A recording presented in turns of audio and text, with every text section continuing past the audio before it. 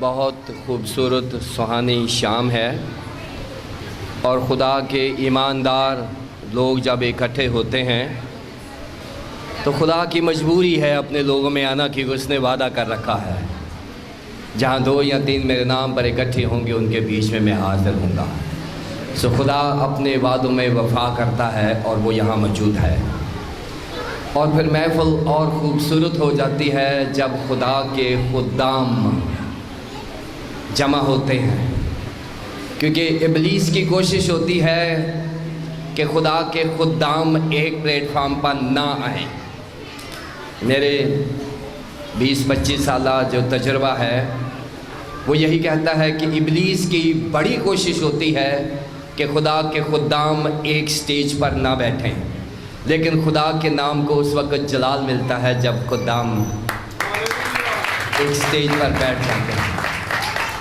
سو مجھے بہت خوشی ہوتی ہے، کیونکہ اسی طرح ابلیس کی یہ بھی کوشش ہوتی ہے کہ ہر شادی ناکام ہو جائے، لیکن جو شادی کامیاب ہوتی ہے اس کے وسیلے سے خدا کے نام کو جلال ملتا ہے۔ سو خدا جو ہے وہ مثبت کا خدا ہے، ابلیس منفی چیزوں کو آرگنائز کرتا ہے اور مینیج کرتا ہے۔ آئیے ہم بائبل مقدس کو کھولیں، لیکن اس سے پہلے کہ ہم بائبل کو کھولیں میں بتانا چاہتا ہوں کہ میرے سارے لیکچرز یوٹیوب پر موجود ہیں۔ اگر آپ براہ راست یوٹیوب کو سبسکرائب کرنا چاہیں تو آپ ہمارے چینل کو کریں، ادروائز پادری اکبر یہاں موجود ہیں، اگر آپ اپنا کانٹیکٹ نمبر دیں گے تو ہم ہر ہفتے میں 2 لیکچرز اپلوڈ کرتے ہیں ایمانداروں کے لیے اور خدام کے لیے۔ سو پادری اکبر میرے ساتھ آئے ہوئے ہیں، ہمارے آفس کے ایڈمن ہیں، اگر آپ اپنا نمبر ان کو دے دیں یا براہ راست یوٹیوب پہ وسیم کوکھر لکھیں گے تو آپ کو یہ مل جائے گا۔ سو ہماری خدمت کلام کی خدمت ہے اور ہم کلام کے نوکر ہیں۔ سو آئیے ہم کلام مقدس کو کھولیں۔ آج اس سالگرہ کے موقع پر ہم دیکھیں گے شیمل کی دوسری کتاب، اس کا 7واں باب اور اس کی پہلی چند آیات، 1 سے 7 آیت تک۔ سو پادری کوکھر صاحب ہمارے لیے پڑھیں گے۔ آئیے ہم خدا ان کے پاک کلام میں سے جو آج ہمارے لیے پیسج ہے، وہ شیمل کی دوسری کتاب، اس کا 7واں چیپٹر، اس کا 7واں باب، اور میں پہلی آیت سے 7ویں آیات تک جو ہے خداوند کے پاک کلام کو آپ کے لیے تلاوت کرتا ہوں۔ خداوند کے زندہ پاک کلام کے اندر یہ لکھا ہے، جب بادشاہ اپنے محل میں رہنے لگا اور خداوند نے اسے اس کی چاروں طرف کے سب دشمنوں سے آرام بخشا، تو بادشاہ نے ناتن نبی سے کہا، دیکھ میں تو دیودار کی لکڑیوں کے گھر میں رہتا ہوں، پر خدا کا صندوق پردوں کے اندر رہتا ہے۔ تب ناتن نے بادشاہ سے کہا، جا جو کچھ تیرے دل میں ہے کر، کیونکہ خداوند تیرے ساتھ ہے۔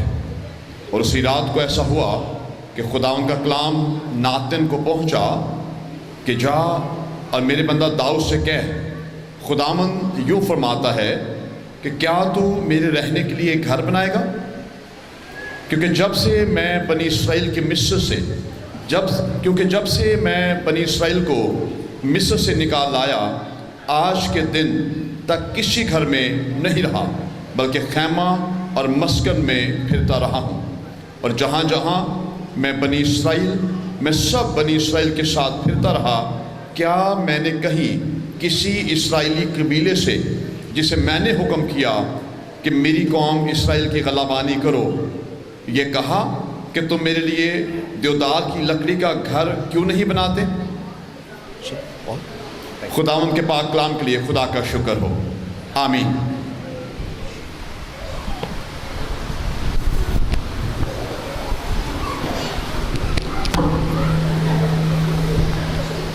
آج اس MGM چرچ کی سالگرہ کے موقع پر ہم 3 باتیں سیکھنے کی کوشش کریں گے، کیونکہ یہ مرسیز گیٹ منسٹریز چرچ ہے۔ سو اچھی بات ہے کہ ہم اس کی سالگرہ کے موقع پر کچھ لے کر جائیں۔ 3 باتیں سیکھیں گے۔ پہلی بات ہم سیکھیں گے واٹ از دا چرچ، کہ چرچ کیا ہے، یہ جو بلڈنگ ہے یہ کیا ہے۔ دوسری بات ہم سیکھیں گے the message of the church, کہ چرچ کا پیغام کیا ہے۔ اور تیسری بات ہم سیکھیں گے دا تھیالوجی آف دا چرچ، کہ چرچ کی علم الہیات کیا ہے۔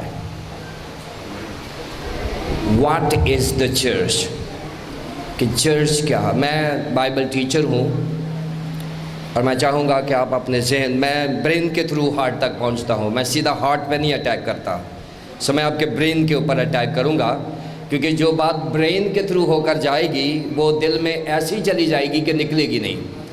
جو چیز براہ راست دل میں جاتی ہے وہ شاید تھوڑی دیر کے بعد ایموشنلزم کا شکار ہو جائے، لیکن میری ڈیلنگ کلیسیاؤں کے ساتھ، پاسبانوں کے ساتھ، I deal through the brains, so میں خدا کے خدام کو اور کلیسیاؤں کو برین کے تھرو اٹینڈ کرتا ہوں۔ سو اس سے کیا ہوگا، انٹلیکچول کرسچنز پیدا ہوں گے۔ جب براہ راست ہم ایک سرمن کرتے ہیں کنونشن پہ تو اس میں بہت سارے لوگ ہاتھ کھڑا کر دیتے ہیں بعد میں، اور میں نے کئی دفعہ دیکھا ہے کہ وہی لوگ دوسری کنونشن پر بھی ہاتھ کھڑا کیے ہوئے ہیں۔ سو وہ انٹلیکچولز کرسچن نہیں ہوتے، وہ ایموشنل کرسچنز ہوتے ہیں۔ ایک سرمن سے وہ امپریس ہوئے، انہوں نے ہاتھ کھڑا کیا، پھر کسی اور خادم نے اچھا سرمن کر دیا، وہاں سے بھی امپریس ہو گئے، وہاں بھی ہاتھ کھڑا کر دیا۔ سو ہاتھ ایک نہیں، ہاتھ دونوں ہی کھڑے ہونے چاہیے جب بھی ہاتھ کھڑے کرنے ہیں۔ سو دونوں ہاتھ کب کھڑے ہوں گے، جب ایک ہاتھ کھڑا ہونا بند ہو جائے گا۔ ہم ایک ہاتھ کھڑا کرتے ہیں، یس کر دیتے ہیں، اور پھر دوسرا ہاتھ کھڑا اس لیے نہیں ہوتا، وہ یس نو میں تبدیل ہو جاتی ہے۔ سو دونوں ہاتھ ورشپ کے لیے کیے جاتے ہیں۔ سو ورشپ وہ کرتا ہے جو واقعی انٹلیکچول کرسچن ہے۔ ابھی ورشپ بہت سارے خدام نے ورشپ کی ہے۔ میں آپ کو بتاؤں، یہ ہماری جو کرسچن ورشپ ہے یہ کورونا کا توڑ ہے۔ آپ کو پتہ ہے کووڈ-19 کا یہ توڑ ہے، یہ ٹریٹمنٹ ہے۔ کیسے؟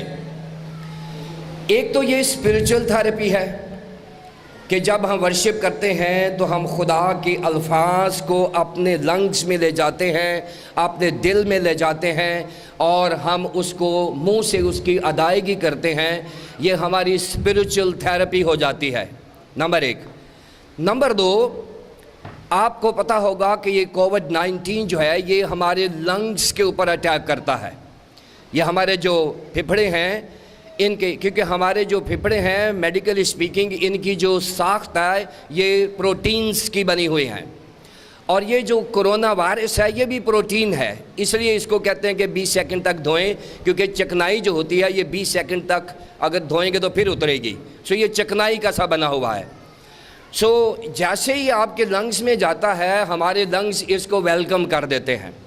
یہ بڑی خطرناک بات ہوتی ہے کیونکہ ہمارے لنگز بھی پروٹین کا حصہ ہیں، اور یہ جو لنگز ہیں کرونا وہاں اپنے گھر بنانا شروع کر دیتا ہے، اور لنگز میں ایک ایسا جال بن جاتا ہے کہ آپ کے لنگز میں جو پمپ کرنے کی طاقت ہے وہ کم ہو جاتی ہے، سپیس جو ہے وہ کم ہو جاتا ہے، اور بریتھ لیس بندہ ہو جاتا ہے، اور اس میں وینٹیلیشن پہ بندہ چلا جاتا ہے اور مشکل بھی ہو سکتی ہے۔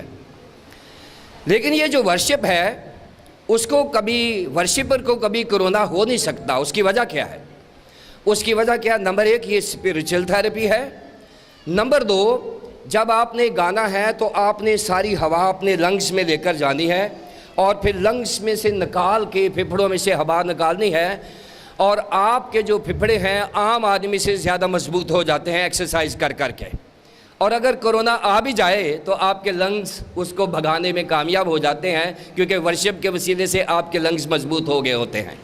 سو کرسچن ورشپ جو ہے یہ کرونا کا توڑ بھی ہے، اس لیے ورشپ کرنا چرچ میں منہ بند کر کے نہ آیا کریں، خوب اپنے لنگز کو ایکسرسائز کریں تاکہ آپ کے لنگز میں نمبر 1 اس کی اسپریچول تھیراپی ہو جائے، نمبر 2 آپ کے لنگز کی بھی تھیراپی ہو جائے، اس کی فزیو تھیراپی بھی ہو جائے تاکہ ہم اس میں زندہ رہ سکیں۔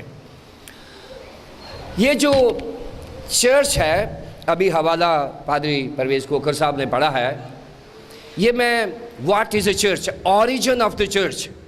یہ چرچ کا جو آغاز ہے ٹیمپل کا وہ کہاں سے ہوا تھا؟ خدا نے جب موسیس کو اپنا نام بتایا تھا تو اس نے انی ہو کہا تھا، جس کو یونانی زبان میں ایگو ایمی کہتے ہیں، میں ہوں جو سو ہوں. سو یہ خدا نے اپنا نام بتایا تھا، اور یہ اس کا کووننٹل نام ہے. خدا کا جو کووننٹل عہدی نام ہے وہ میں ہوں سو ہوں اس کا نام ہے، اور اسی نام سے ہم اسے جانتے ہیں.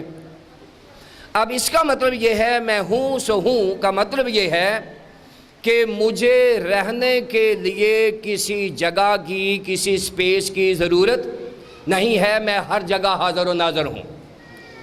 میں ہوں سو ہوں جو ہے، انی ہو کا مطلب ہے میں ہر جگہ ہوں. میں کسی کارنر پہ بھی ہوں، جہاں کوئی چیز، سمندروں کی تہہ میں بھی میں ہوں، پہاڑوں کی چوٹیوں پر بھی میں ہی ہوں، آسمانوں میں ہوں. وہ کہتا ہے سمندراں پار جا اتراں تو اتھے بھی تو ہی ہے. سو خدا سے ہم بھاگ نہیں سکتے. تیری روح تو میں بھلا نس کے کدھر جاواں. انی ہو سے مراد ہے ہر جگہ حاضر و ناظر، اومنی پریزنٹ، ہر جگہ حاضر و ناظر. اب خدا نے یہ وعدہ کر دیا تھا کہ میں ہر جگہ حاضر و ناظر ہوں، تو موسیس کا خدا کے ساتھ اچھا تجربہ رہا، کچھ اچھے تجربے نہ بھی رہے، اور اس کے بعد آتے آتے ڈیوڈ تک بات آ گئی. ڈیوڈ نے جب کامیابی کی اور کافی لڑائیاں جھگڑے کیے، اور فائنلی وہ اپنے محل میں سیٹل ہو گیا. اب سنیں غور سے، ڈیوڈ جو ہے، داؤد جو ہے، اپنے محل میں سیٹل ہو گیا، اور اس محل کو ہم کہتے ہیں پینلنگ ہاؤس، یعنی اس کی گھر جو ہے جس کو ہم بشپ ہاؤس کہتے ہیں. اسقف اردو زبان میں بشپ کو کہتے ہیں، یعنی سمجھ لیں کہ وہ بشپ ڈیوڈ ہے. اس کو لکھا ہے کہ وہ اسقفی گھر میں رہتا ہے. اسقف کہتے ہیں بشپ کو. اب یہ جو اسقف جو ہوتا ہے، یہ وہ گھر ہوتا ہے جس میں لکڑی کا کام زیادہ ہوا ہو.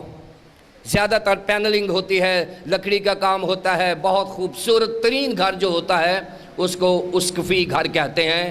یعنی پینلنگ ہاؤس جو ہے، پینلنگ ہوتی ہے، جو لکڑی کا کام کرتے ہیں وہ سمجھتے ہیں میں کیا کہہ رہا ہوں.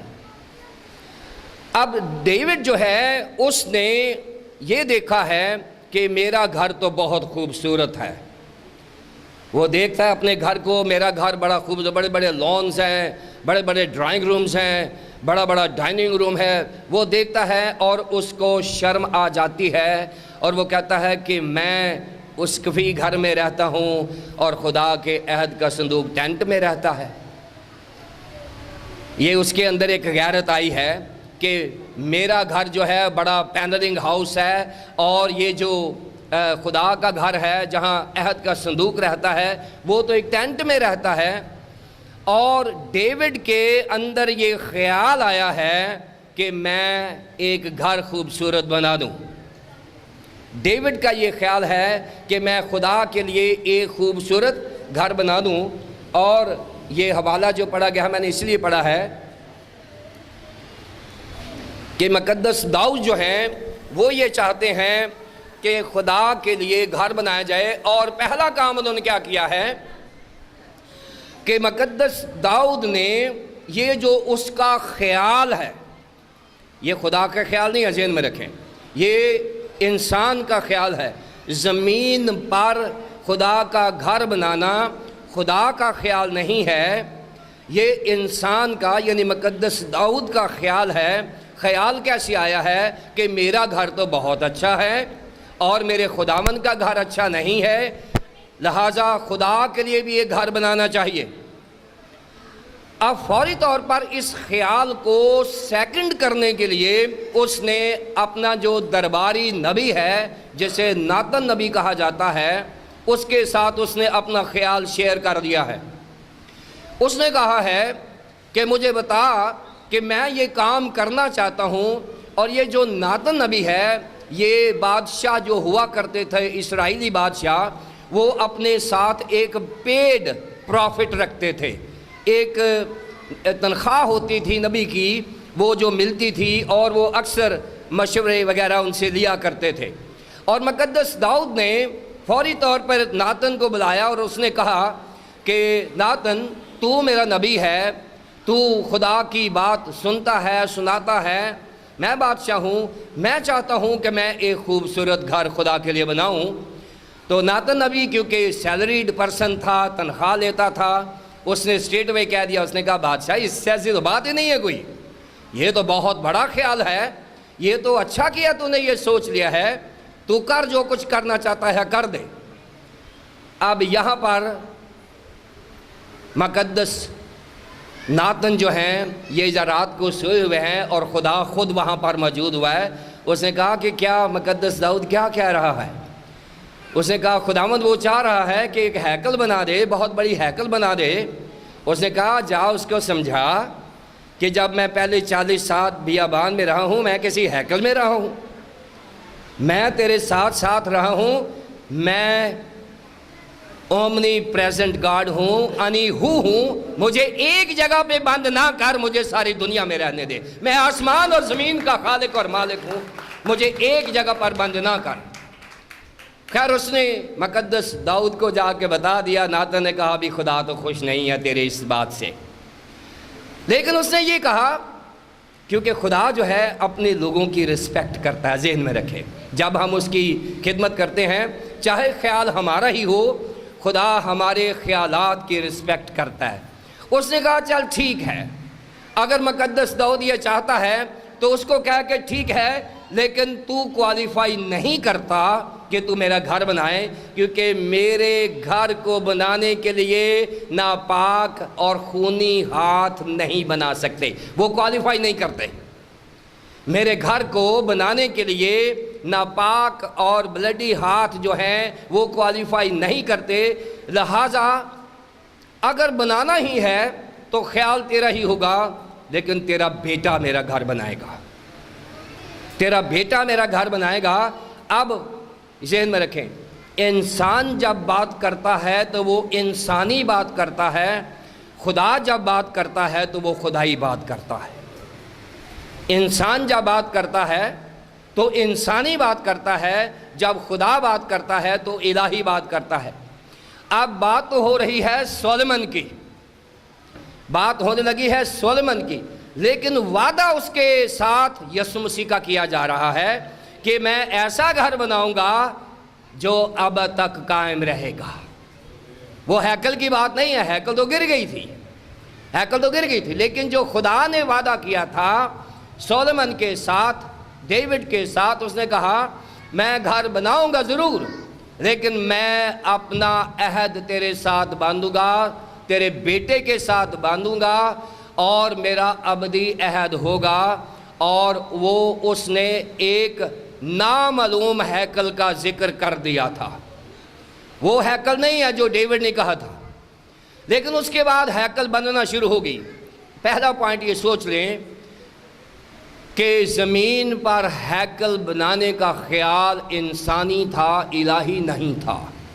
دوسرا پوائنٹ سوچ لیں، گو کہ یہ خیال انسانی تھا، پھر بھی خدا نے اس خیال کو پانی دیا، رسپیکٹ کی، اور اس کو بنانے کی اجازت نہیں دی بلکہ نقشہ بھی دے دیا، پلان بھی۔ خدا ہمارے منصوبوں میں ساتھ شامل ہو جاتا ہے، خدا ہمارے ساتھ کھڑا ہو جاتا ہے، اس لیے اس نے کہا ہے کہ میرا جوا نرم اور ملائم ہے، میرے ساتھ جتو۔ اگر ہم نے کام کرنا ہی ہے تو پھر اکیلے نہ کریں، خدا کے ساتھ کریں، اس کے ساتھ شیئر کریں، ہو جائے گا۔ اب خدا جو ہے اس نے یہ شروع کر دیا کام۔ اب بات کرنے لگا ہوں میں چرچ کی۔ یہ جو چرچ ہے پادری پرویز وکٹر صاحب نے یہ بنایا، خدا کے بندے نے یہ خیال شیئر کیا، خدا اتر آیا، جیسے مقدس داؤد کے ساتھ کھڑا ہو گیا، خدا ہمارے ساتھ بھی یہاں کھڑا ہو گیا، بن گیا۔ اب یہ بلڈنگ کیا ہے؟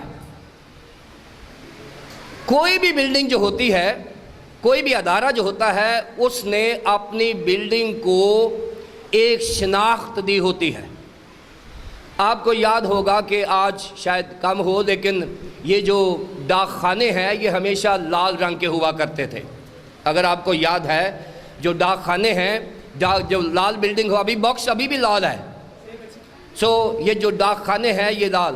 اور کوئی بھی اب مذہبی بلڈنگ کی بات کر لیتے ہیں. ہمارا جو مذہبی عمارات ہیں, آپ مزارات ہیں, مساجد ہیں, مندر ہیں, چرچز ہیں, یہ اپنی ساخت سے پہچانے جاتے ہیں, اپنی بناوٹ سے پہچانے جاتے ہیں.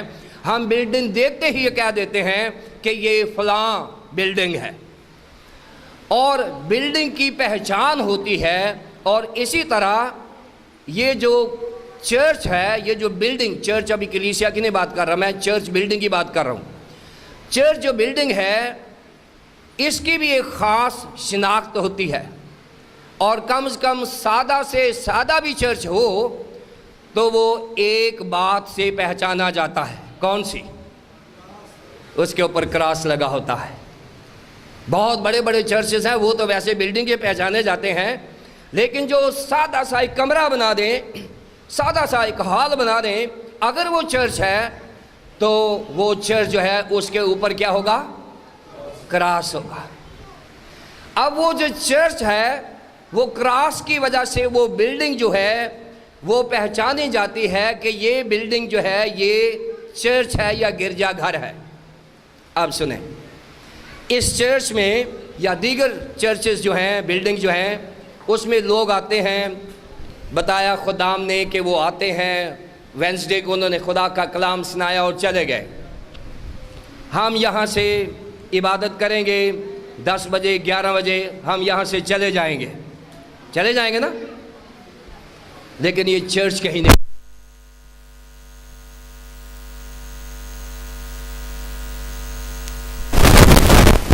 اس کے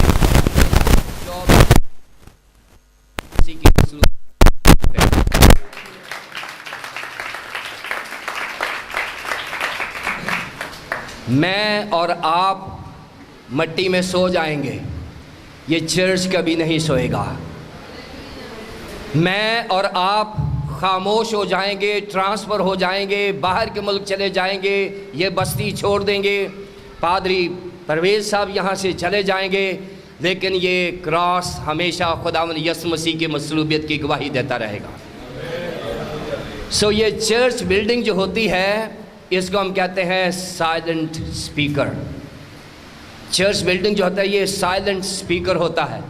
ہم نے یہاں ورشپ کی 2 گھنٹے 3 گھنٹے ہم چلے جائیں گے, لیکن یہ چرچ بلڈنگ رات ساری خداوند یسوع مسیح کا نام پریش کرتی رہے گی. اور یہ 724 ہے, 724. یہ کبھی اس کے جو سگنلز ہیں فیل نہیں ہوتے, اس کے سگنلز کمزور نہیں ہوتے, کیونکہ صلیب کے سگنلز کمزور ہو ہی نہیں سکتے. یہ جو چرچ بلڈنگ ہے, پہلی بات اس کی پہچان صلیب کے وسیلے سے ہے. دوسری بات کہ یہ سائلنٹ سپیکر ہے. یہ چرچ بلڈنگ جو ہے یہ سپیچ لیس ہے, لیکن یہ پاورفل سپیکر ہے. اس کو خدا نے زبان نہیں دی, لیکن خدا نے اس کو میسج بہت بڑا دے دیا ہے. یہ پہلی پہچان. نمبر 2 پر یہ جو بلڈنگز ہوتی ہیں, مختلف بلڈنگز ہوتی ہیں, وہ اپنے خدا کی نمائندگی کر رہی ہوتی ہیں. جو بھی بلڈنگ ہے جو خدا کی نمائندگی ہو رہی ہوتی ہے. مثال کے طور پر ہم کسی مزار کی بات کر لیتے ہیں, اس کے پیچھے میسج کیا آ رہا ہے کہ somebody is buried in this building. کوئی بندہ یہاں پر دفن کیا گیا ہے اور اس کی یاد میں وہ مزار, اس کی رسپیکٹ میں وہ مزار بنایا گیا ہے, اور وہ میسج دے رہی ہے کہ اس بلڈنگ کے پیچھے پیغام کیا ہے. اور بہت ساری بلڈنگز ہیں جو اپنے خدا کی نمائندگی کر رہی ہوتی ہیں, اور اسی طرح ہر بلڈنگ اپنے اپنے خدا کو ریپرزینٹ کر رہی ہے. اور ہمارا چرچ خدا باپ, خدا بیٹے, خدا پاک روح کی نمائندگی کر رہا ہوتا ہے. جہاں بھی چرچ ہوگا وہاں کیا ہوگا کہ یہاں آسمان اور زمین کے خدا کا گھر ہے۔ گزرتے ہوئے لوگ کہیں گے، میں پچھلے 2 ہفتے میں کسی جگہ پر جا رہا تھا، ہم کسی رش میں پھنسے ہوئے تھے، تو ہماری گاڑی میں کراس لگا ہوا ہے، تو وہ لوگوں کو نہیں پتا تھا کہ یہ وہ غیر مسیحی لوگ تھے، وہ کہہ رہے تھے یسوع مسیح جا رہا ہے۔ میں نے سنا لوگوں سے، وہ جی یسوع مسیح جا رہے ہیں، اور وہ ہم کون ہیں یسوع مسیح کو پیش کرنے والے؟ وہ کراس ہے جو یسوع مسیح کو پیش کر رہا ہے۔ یسوع مسیح کا جو کراس ہے وہ چرچ بلڈنگ آتے ہیں، یہ ثابت کیا جائے کہ ہمارا خدا زندہ ہے، ہمارا خدا، ہمارا کلیسیا جو چرچ ہے، یہ کسی ایسے کلام کا میسج نہیں دے رہا کہ اس میں کوئی مرا پڑا ہے، بلکہ ایسا پیغام کہ یہ زندہ خدا کے بیٹے یسوع مسیح کی نمائندگی کر رہا ہے۔ یہ جو کلیسیا چرچ ہے، صلیب ہے، چرچ ہے، یہ زندہ خدا کی ریپریزنٹیٹیو ہے۔ بلڈنگ، چرچ بلڈنگ کی میں بات کر رہا ہوں۔ جہاں بھی پوری دنیا میں چرچ نظر آئے گا وہاں ایک بیان آئے گا کہ یہاں پر زندہ خدا کی پرستش ہوتی ہے۔ یہ دوسری بڑی بات ہے۔ پہلی بات کہ چرچ سپیچ لیس ہونے کے باوجود بہت بڑا سپیکر ہے جو 24 گھنٹے پیغام دیتا رہتا ہے کہ ہمارا خدا زندہ اور ہمارا خداوند یسوع مسیح صلیب پر موا اور تیسرے دن مردوں میں سے جی اٹھا۔ یہ میرا پیغام نہیں ہے، یہ چرچ کا پیغام ہے، یہ بلڈنگ کا پیغام ہے۔ نمبر 2، چرچ ہمارے خدا کا ریپریزنٹیٹیو ہے، ہمارے خدا کو پیش کرتا ہے۔ نمبر 3، چرچ یہ پیغام دے رہا ہے کہ یہاں ایماندار لوگ رہتے ہیں۔ جب ہم کسی اجنبی جگہ سے گزرتے ہیں تو ہم چرچ دیکھتے ہیں تو ہم چرچ دیکھ کر ہی کہتے ہیں کہ یہاں مسیحی لوگ رہتے ہیں۔ مسیحی لوگوں کی موجودگی کا ثبوت بھی یہ چرچ ہے جو بلڈنگ ہے جس کو آپ سیلیبریٹ کر رہے ہیں۔ یہ سیلیبریشن ایسے نہیں ہم کر رہے، اس بلڈنگ کا رائٹ ہے کہ اس کو سیلیبریٹ کیا جائے، اس لیے کہ میرے سے زیادہ چرچ از اسپیکنگ، میرے سے زیادہ چرچ، میں نے یہاں سے بول کے چلے جانا ہے، لیکن اس چرچ کا پیغام، اس کے سگنلز یہ پوری دنیا میں جاتے رہیں گے۔ کوئی کسی بھی قوم کا بندہ یہاں سے گزرے گا، وہ صلیب کو دیکھے گا، وہ 3 باتوں کا اقرار کرے گا۔ نمبر 1 کہ یہاں زندہ خدا کی عبادت ہوتی ہے، نمبر 1۔ نمبر 2 کہ یہ جو چرچ ہے، کلیسیا ہے، یہ ایمانداروں کا ثبوت ہے، اور نمبر 3 کہ یہاں پر خدا کا زندہ کلام پیش کیا جاتا ہے۔ اب یہ چرچ کی بات ہے۔ اب چرچ جب بنتا تھا اس کے پیچھے چند مقاصد ہوا کرتے تھے۔ جب بھی چرچ بلڈنگ بنتی تھی تو اس کے مقاصد ہوا کرتے تھے۔ پہلا مقصد یہ ہوتا تھا ہمیشہ کہ چرچ کو ہمیشہ خدا کی ورشپ کے لیے استعمال کیا جاتا ہے۔ چرچ جہاں بھی ہوتا ہے، دیکھیں ہم سب نے خدا کی ورشپ کی ہے، اور میں نے بتایا ہے کہ ہم جو خدا کی ورشپ کرتے ہیں یہ کووڈ-19 کی ٹریٹمنٹ ہے۔ جتنی آپ زیادہ ورشپ کریں گے اتنا زیادہ کووڈ-19 کو ہم شکست دے سکیں گے۔ ہمارے لیے کوئی ڈلٹا شلٹا نہیں ہے، یہ میں بتا دوں، ہمارے لیے صرف خدا کی ورشپ ہی مین معنی رکھتی ہے۔ خدا کی ورشپ کریں گے تو یہ کرونا شرونا ہمارے لیے کوئی چیز نہیں ہے۔ اب اس کے بعد پہلی بات کہ ہم چرچ اس لیے بنائے جاتے ہیں کہ وہاں پر خدا کے نام کی پرستش کی جائے۔ نمبر 1، خدا کے نام کو اونچا اونچا ہلل تعریف کی جائے، اس کے نام کو ورشپ کیا جائے، زبوروں کے وسیلے سے، گیتوں کے وسیلے سے، دعاؤں کے وسیلے سے۔ آپ جب آ جاتے ہیں تو آپ کی ورشپ شروع ہو جاتی ہے، کیونکہ آپ نے ارادہ کر لیا ہے کہ آپ ورشپ کریں گے۔ آپ کو پتہ ہے کہ یہ جو ہیکل ہے اس کے 15 سٹیپ تھے جب انٹر ہوتے تھے۔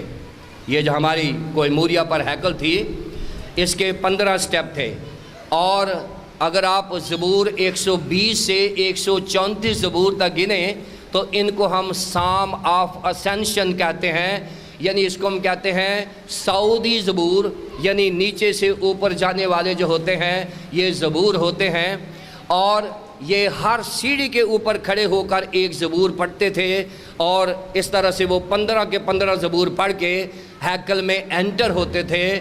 یعنی ہیکل میں انٹر ہونے سے مراد ورشپنگ اسپرٹ میں آنا ہے۔ جیسے آپ گھر سے نکلتے ہیں تو آپ کی ورشپ کا ٹائم شروع ہو جاتا ہے، کیونکہ آپ خداوند کے نام کے لیے یہاں پر آ رہے ہیں۔ سو ہیکل یا چرچ جب بھی بنایا جاتا ہے وہ ورشپ کے لیے بنایا جاتا ہے، اور وہاں ورشپ ہوتی ہے، نمبر 1۔ نمبر 2، ہیکل یا چرچ جہاں بھی ہوتا ہے وہاں پر خدا کے کلام کی تشریح کی جاتی ہے۔ جہاں بھی چرچ ہوگا وہاں پر پہلی بات ورشپ ہوگی، دوسری بات خدا کے کلام کی تفسیر اور تشریح کی جاتی ہے۔ اور بائبل میں لکھا ہوا ہے زبور 119 کے 130ویں آیت میں کہ تیرے کلام کی تشریح، یعنی تیرے کلام کی باتیں، تیرے کلام کی تشریح نور بخشتی ہے، اور وہ سادہ دلوں کو، تیری باتوں کی تشریح نور بخشتی ہے اور وہ سادہ دلوں کو عقل مند بناتی ہے۔ اب یہ وہاں ہوتا ہے جہاں پر ہیکل یا چرچ ہوتا ہے، اور مجھے پورا یقین ہے کہ MGM چرچ جو ہے یہ کام کر رہا ہے، ورشپ بھی ہو رہی ہے، خداوند کے کلام کی اس کی تشریح بھی ہو رہی ہے۔ تیری باتوں کی تشریح نور بخشتی ہے، نور بخشتی ہے۔ جب ہم خدا کے کلام کی تشریح کرتے ہیں تو آپ کو اندازہ نہیں ہے کہ تشریح کرنے والا اور تشریح سننے والوں کے اندر سے اندھیرا دور ہونا شروع ہو جاتا ہے۔ تیرے کلام کی، تیری باتوں کی تشریح، باتیں نہیں، باتوں کی تشریح نور بخشتی ہے۔ ہمارے اندر سے گناہ کی تاریکی کمزور ہونا شروع ہو جاتی ہے، ہمارے اندر سے گندگی ابلیسی طاقتیں کمزور ہونا شروع ہو جاتی ہیں۔ کلام پیش کرنے والا بھی اور کلام سننے والا بھی، دونوں کے اوپر برابر امپیکٹ ہوتا ہے، اور وہ دونوں اندر سے صاف ہونا شروع ہو جاتے ہیں ورشپ کے وسیلے سے بھی، اور تیری باتوں کی تشریح نور بخشتی ہے۔ جب کلام سن کے آپ جائیں گے تو آپ کے چہرے کا رنگ وہ نہیں ہوگا جس میں آپ آئے تھے، آپ کے چہرے کا کمپلیکشن اور ہو جائے گا، کیونکہ آپ نے خدا کے ساتھ ملاقات کی ہے۔ اور جب موسیٰ خدا سے ملاقات کر کے، خدا سے باتیں کر کے آتے تھے، لوگ کہتے تھے موسیٰ تیرا چہرہ چمک رہا ہے۔ جب آپ خدا سے باتیں کر کے واپس جاتے ہیں تو ہمارا چہرہ وہ نہیں رہتا، ہمارے چہرے پر نور آنا شروع ہو جاتا ہے۔ یہ کلام کی مصدقہ حقیقت ہے، یہ میری بات نہیں ہے، میں کبھی اپنی بات کرنا پسند نہیں کرتا۔ خدا کا کلام جو کہتا ہے وہ میں کہنے سے ڈرتا نہیں ہوں۔ اس لیے جب ہم جائیں گے تو ہمارے اندر سے گندگی کمزور ہو جائے گی، جب ہم واپس جائیں گے ہمارے اندر سے تاریکی کمزور ہو جائے گی، جب ہم جائیں گے ہمارے اندر سے ابلیسی طاقتیں کمزور ہو جائے گی۔ کیوں؟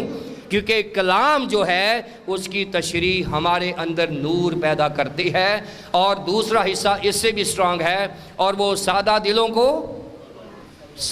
کو، لیکن عبرانی زبان میں جو لفظ ہے اس کا ترجمہ سادہ دل نہیں ہے، یہ بڑا جنٹل سا ترجمہ کسی نے کر دیا ہے کہ بڑا انتہائی محتاط ہو کر کسی نے ترجمہ کیا ہے۔ اصل میں یہ ہے کہ وہ بے وقوفوں کو عقل مند بنا دیتی ہے، بے وقوفوں کو، یعنی بے وقوف۔ آپ جانتے ہیں کہ بائبل مقدس میں 3 بڑے بے وقوفوں کا ذکر کیا گیا ہے، بائبل مقدس میں 3 بڑے بے وقوفوں کا ذکر کیا گیا ہے۔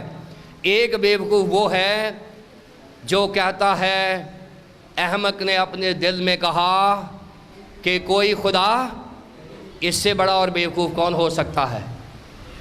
اس سے بڑا اور بیوقوف کون ہو سکتا ہے کہ خدا کو سامنے رکھتے ہوئے وہ کہہ رہا ہے کہ خدا نہیں ہے، اور تیری کلام کی تشریح، تیری باتوں کی تشریح دہریے کو بھی کرسچن بنا دیتی ہے۔ دہریہ ہی نا جو کہتا ہے خدا نہیں ہے، یہ دہریہ ایتھیسٹ ہوتا ہے، وہ کہتے ہیں خدا نہیں ہے۔ دوسرا بیوقوف وہ ہے جو اپنا گھر ریت پر بناتا ہے۔ دوسرا بائبل مقدس میں بیوقوف اس کو کہا گیا ہے کہ گھر بیوقوف نے کہاں بنایا ہے؟ ریت پر بنایا ہے، یہ بیوقوف ہے۔ اور کلام کی تشریح جب وہ سنتا ہے تو اس کے بعد وہ اپنا گھر ریت پر نہیں بنائے گا، وہ عقل مند بنا دے گا، اور وہ چٹان، اور چٹان ہمارا یسوع مسیح ہے۔ جو چٹان پر گھر بستا ہے وہ طوفان بھی آتے ہیں، اندھیریاں بھی آتی ہیں، لیکن وہ گھر قائم رہتا ہے۔ اور تیسرا بیوقوف وہ ہے جس کی کپیوں میں تیل نہیں ہوتا۔ کپیاں ہوتی ہیں لیکن اس میں تیل نہیں ہوتا۔ یہ تیسرا بیوقوف ہے جو بائبل مقدس نے بتایا ہے کہ ایسے لوگ بھی ہیں جو کلام کی تشریح کو غور نہیں کرتے، اور اسی لیے ان کی کپیوں میں تیل نہیں ہوتا، اور یہ کپیوں میں تیل کلام کا خزانہ ہی ہے جو کلیسیاؤں کے پاس ہونا چاہیے۔ جب کلام ہوگا تو ہماری مشعلیں کبھی نہیں بجھیں گی، ہمیشہ چلتے رہیں گے۔ یہ جو کلام ہے، یہ جو چرچ ہے، یہ پہلے نمبر پر یہ خدا کے لوگوں کی ورشپ کے لیے بنایا گیا ہے، یعنی خدا کے لوگ خدا کی ورشپ کرتے ہیں۔ نمبر 2 کہ خدا کے لوگوں کے لیے یہاں پر خدا کا کلام پیش کیا جاتا ہے۔ نمبر 3، یہ میں ہیکل سے لے رہا ہوں لیکن چرچ کے ساتھ ریلیٹ کر رہا ہوں۔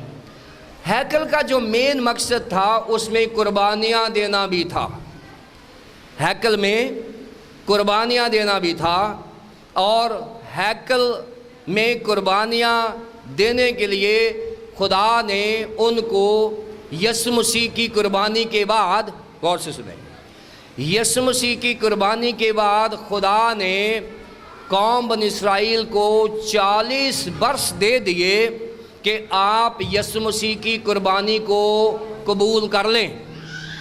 40 برس دیے۔ خداوند یسوع مسیح کی قربانی کے بعد خدا نے قوم اسرائیل کو 40 برس دیے کہ وہ خداوند یسوع مسیح کو اپنا نجات دہندہ مان لیں اور یہ قربانیاں کرنا چھوڑ دیں، تاکہ خداوند یسوع مسیح کے بعد کسی اور قربانی کی ضرورت نہیں ہے۔ یہودیوں نے یہ بات نہیں مانی، 40 سال تک یہودیوں نے یہ بات نہیں مانی، اور 40 سال کے بعد خدا نے کہا نہ رہے گا بانس اور نہ بجے گی۔ اس نے ہیکل کو گرا دیا، ہیکل کو گرا دیا۔ اور آج ہم کہتے ہیں کہ یہودیوں کے پاس فائنینسز بڑے اچھے ہیں، ان کے پاس سائنس بڑی اچھی ہے، ان کے پاس ٹیکنالوجی بڑی اچھی ہے۔ ارے بھائی، سب کچھ اگر ہے تو ہیکل بنا کے دکھاؤ۔ اگر سب کچھ سائنس آپ کی ہے، آپ کے پاس سب کچھ ہے، اگر ہے تو ہیکل بنا کے دکھاؤ۔ ہیکل بنا اس لیے نہیں سکتے کہ خدا نے خداوند یسوع مسیح کی قربانی کے بعد ان کی قربانی کو منع کر دیا ہے۔ وہ قربانی نہیں ہو سکتی جو یا خداوند یسوع مسیح کی قربانی کے بعد قربانی ہوتی ہے۔ ہمارے لیے خداوند یسوع مسیح کی قربانی ہے، اور ہم خداوند یسوع مسیح کی قربانی کو بلیو کرتے ہیں، اور اس نے ایک ہی بار اپنے آپ کو نظر چڑھا دیا اور پورے جہان کے لیے کافی اور کامل قربانی ہمارے نظر و معاوضہ دے دیا۔ یہ اب ہم جو ہیکل ہے، اس میں یہ جو چرچ ہے، اس میں ہم وہ والی قربانی تو نہیں کرتے جو ہیکل میں ہوا کرتی تھی، لیکن یہاں ہم ہونٹوں کی قربانی لے کر آتے ہیں، یہاں پر ہم ورشپ کی قربانی لے کر آتے ہیں، یہاں پر ہم اپنے چندے کی قربانی لے کر آتے ہیں، یہاں پر ہم اپنے محبت کی قربانی لے کر آتے ہیں۔ لیکن یہ ابھی بھی یہ قربانیوں کا سلسلہ ختم نہیں ہوا، لیکن ہم ایسی قربانی نہیں کرتے جس میں خون بہے، کیونکہ ہمارے لیے ایک ہی بار خون بہہ گیا ہے اور وہ خداوند یسوع مسیح کا ہے۔ اس نے ساری دنیا کے لیے نجات کا انتظام کر دیا ہے، لیکن ایک جنرل انویٹیشن دے دیا ہے، جو کوئی اس پر ایمان لائے، صرف مسیح نہیں، پوری دنیا میں ایک اوپن انویٹیشن ہے، جو کوئی اس پر ایمان لائے ہلاک نہ ہو بلکہ ہمیشہ کی زندگی پائے۔ سو یہ جو ہیکل ہے یہ ورشپنگ پلیس ہے، یہ پریچنگ پلیس اور ٹیچنگ پلیس ہے، اور یہ سیکریفیشل پلیس ہے۔ اس کو ہم دیکھتے ہیں بائبل مقدس میں 5 ہیکلز کا ذکر کیا گیا ہے۔ 5 ٹیمپلز آر مینشنڈ، بائبل میں 5 کا ذکر ہے۔ پہلی وہ ہے جو سولومن نے بنائی تھی، اور جب سولومن نے بنائی تھی اور سولومن نے جب اس کی ڈیڈیکیشن کی تھی تواریخ کی کتاب میں، اور اس نے کہا تھا کہ خداوند یہ ہیکل تو بن گئی ہے، اس میں 3 چیزوں کو قبول کر لینا۔ سولومن نے ایک دعا کی ہے، اس نے کہا کہ 3 چیزوں کو قبول کر لینا۔ خدا نے کہا میں تینوں کو قبول کر لوں گا۔ پہلی چیز کون سی تھی؟ اس نے کہا کہ خداوند جو کوئی ہیکل میں آئے گا تھکا ماندہ اور دعا کرے گا تو پلیز اس کی دعا کو سن لینا۔ اور خدا نے کہا کہ میں جو بھی شخص ہیکل میں کسی بھی قوم کا آئے گا میں اس کی دعا سن لوں گا، کیونکہ وہ میرے ہیکل میں آ گیا۔ خدا نے کہا میں سنوں گا، اور خدا سنتا۔ پھر سولومن نے دوسری دعا کی، اس نے کہا خداوند اگر کوئی بندہ دور ہوا یا مجبور ہوا اور وہ ہیکل میں نہ آ سکا، تو اگر وہ ہیکل کی طرف منہ کر کے دعا کرے اس کی بھی سن لینا۔ خدا نے کہا کہ اگر کوئی دور ہوگا اور مجبور ہوگا میں اس کی بھی سن لوں گا۔ اور آپ جانتے ہیں کہ ڈینیل بابل میں بیٹھ کے دعا کیا کرتا تھا، مشرق کی طرف جو ہیکل کی کھڑکی تھی، اور خدا اس کی دعا کو سنا کرتا تھا، اور خدا نے یہ بھی کہا کہ میں یہ بھی سن لوں گا۔ تیسری بات اس نے کہا کہ خداوند جو یہاں پہ قربانی دے گا اس کی قربانی کو قبول کر لینا۔ اس نے کہا کہ میں اس قربانی کو بھی قبول کر لوں گا۔ سو یہ سولومن کی ہیکل تھی، اور سولومن کی جو ہیکل ہے یہ بنی، اور اس کے بعد یہ سولومن کی ہیکل کے اوپر بابل نے حملہ کر دیا، اور حملہ کرنے کے بعد 586 کاف میم میں قبل از مسیح میں یہ جو ہیکل ہے یہ مسمار کر دی گئی، ختم ہو گئی، اور یہ 70 سال تک یہ ساری قوم اسیری میں چلے گئے۔ اور اس کے بعد دوسرے ہیکل ہم زربابل کی ہیکل کہتے ہیں، کہ یہ جو گورنر تھا زربابل تھا، یہ عزرا اور نہمیہ کا دور تھا، جب یہ اسیری سے واپس آئے ہیں 70 سال کی اسیری کے بعد، انہوں نے دوبارہ سے ریسٹور کیا اور یروشلم کی دیوار بنائی اور پھاٹک کیے اور ہیکل کو تعمیر کیا اثر نو، اور یہ ہیکل دوبارہ سے بنائی گئی، اور اس کے بعد یہ پھر ایک بار یہ گرا دی گئی خداوند یسوع مسیح سے پہلے۔ یہ پھر حملہ کیا اور اس کو زربابل کی ہیکل کو بھی گرا دیا گیا۔ پھر اس کے بعد ہیرودیس نے یہ ہیکل بنائی، اور یہودیوں کو خوش کرنے کے لیے، اور اس ہیکل کو 46 سال لگے اس کی فنشنگ کرنے میں۔ یہ 3 بار فزیکل ہیکل بنی ہے، 3 بار۔ اور یہ اس کے بعد 70 AD میں، یعنی 70 سال کے بعد خداوند یسوع مسیح کے بعد 70 عیسوی میں یہ بھی جنرل ٹائٹس جو روم کا ہے اس کے اوپر اس نے حملہ کیا، اور اس کے بعد آج تک یہ ہیکل وہاں موجود نہیں ہے، اور نہ ہی اس کے اوپر کوئی کام ہوتا ہے۔ اس کے بعد ایک اور ہیکل کا ذکر ہے جس کا ذکر حزقیل نبی نے کیا ہے، اور یہ ایک خیالی ہیکل ہے، اس کا بھی ذکر کیا ہے۔ پھر اس کے بعد یوحنا عارف نے 5ویں ہیکل کا ذکر کیا ہے مکاشفہ کی کتاب میں، جو ابھی آئے گی، ایک نیا یروشلم ہوگا، نئی ہیکل ہوگی، سب کچھ ہوگا۔ لیکن خداوند یسوع مسیح نے ہمارے لیے ایک آسانی پیدا کر دی ہے۔ خداوند یسوع مسیح نے جب اپنے ایوانجلزم کو شروع کیا تو ان کے پورے ایوانجلزم میں کسی جگہ پر انہوں نے کوئی ہیکل بنانے کا منصوبہ نہیں دیا۔ خداوند یسوع مسیح نے کہا دیکھیں کیا ہے، ہیکل ویسے بھی اس نے کہا کہ یہ انسان کا خیال تھا جس کی خدا نے رسپیکٹ کی، اور خدا اصل میں چاہتا ہے اس وقت بھی لوگوں میں رہنا، اور خداوند یسوع مسیح نے اس کو انٹرپریٹ کیا۔ اس نے کہا کہ آئندہ سے اگر خدا نخواستہ آپ کے پاس یہ چرچ نہیں ہے یا کوئی جگہ نہیں ہے، تو اس کا یہ مطلب نہیں ہے کہ میں چرچز میں رہتا ہوں، اور اس نے کہا کہ وہ ہاتھ کے بنائے ہوئے گھروں میں نہیں رہتا۔ اس نے کہا آئندہ سے جہاں 2 یا 3 جمع ہو جائیں گے میں وہاں آ جاؤں گا، چاہے وہ کسی گھر میں ہو، چاہے وہ کسی گلی میں ہو، چاہے وہ کسی محلے میں ہو، جہاں بھی ہو جائیں گے خدا اپنے لوگوں کے درمیان رہتا ہے۔ اب دیکھیں یہ جو چرچ بلڈنگ ہے یہ لوگ نہیں بنا سکتی، چرچ بلڈنگ لوگ نہیں بنا سکتی، لوگ چرچ بلڈنگ بناتے ہیں، جو لوگ ہیں وہ چرچ بلڈنگ بناتے ہیں۔ خدا کے بندہ داؤد کے اندر خیال آیا، اور اس کے بعد اس جگہ کے لیے خدا کے بندہ پرویز وکٹر کے اندر یہ خیال آیا، اور خدا نے اس کی رسپیکٹ کی۔ مجھے ایک خادم ہیں، انہوں نے کہا کہ میں نے کنونشن کرنی ہے، میرے پاس پیسے نہیں ہیں، تو میں نے کہا کہ اگر آپ بہتر سمجھیں تو مجھے آپ چرچ میں بلوائیں، تو ہم بیٹھ کے دعا کرتے ہیں اتوار کی عبادت میں۔ انہوں نے کہا جی اگر آپ نے اتوار کو دعا کرنے آنا آپ خدا کا کلام بھی سنا دیں۔ میں نے کہا جی میں سنا دوں گا، اور میں نے خدا کے کلام کو ایسے ہی سنایا کہ خدا کا کام وسائل کی وجہ سے کبھی نہیں رکا، ہمیشہ ایمان کی وجہ سے رکتا ہے۔ جہاں ایمان کم ہے وہاں خدا کا کام نہیں ہوگا۔ روپیہ پیسہ کبھی کوئی مجبوری نہیں بنتا، ذہن میں رکھیں، یہ میں آپ کو اپنے ذاتی تجربے کی بات کر رہا ہوں۔ خدا مجھے جو ویژن دیتا ہے میں نے یہ کبھی نہیں سوچا کہ اس کے اوپر کتنا بجٹ ہوگا، کتنا پیسہ لگے گا، ہم صرف ایمان پہ آگے چلتے ہیں۔